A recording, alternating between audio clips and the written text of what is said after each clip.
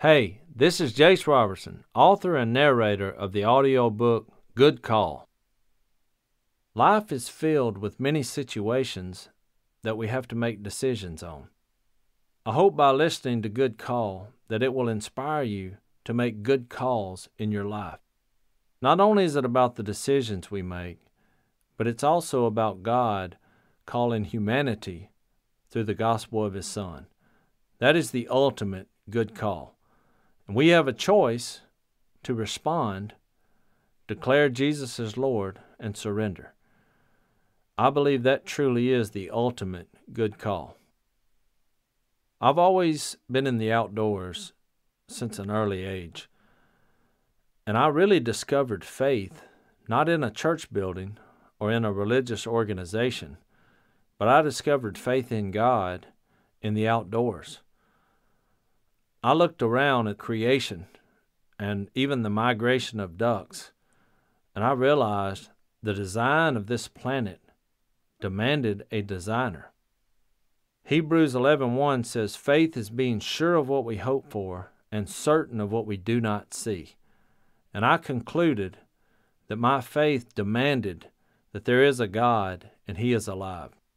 By hunting in a duck blind or fishing in a boat, you also enjoy the camaraderie of different people that you're in close proximity to.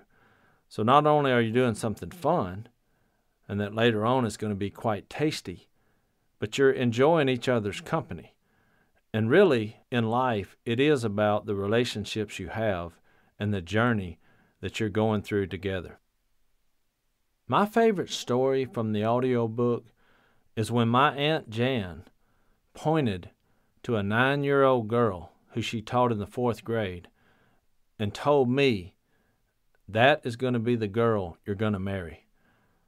Of course, I forgot about that conversation till years later I actually started dating Missy and eventually married her. I'll tell you one story that I had in the book that I took out because really I couldn't find a place where it went along with anything else that I wrote. When I talked about the chapter where we were living in a flood zone, and I remember being a kid about 10 years old, and I was swimming in the river, and I came in contact with a big ball of ants. And what ants do when they are in a flood situation is they ball up and they float down the river. Well, if they come in contact with you, they immediately spread all over your body and start biting you everywhere. So I jumped out of the river, took off all my clothes, was trying to get all the ants off of me.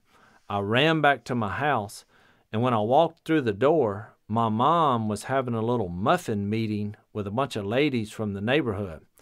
And here I was, buck naked, standing in front of about 12 women, and they all had their mouths open like, "Oh my goodness, your son is naked." And I was like, "Sorry, I got involved with a bunch of ants in the river. So y'all go ahead and act like this never happened." But it was pretty traumatic. The most fun part of recording an audiobook is when you read the last sentence.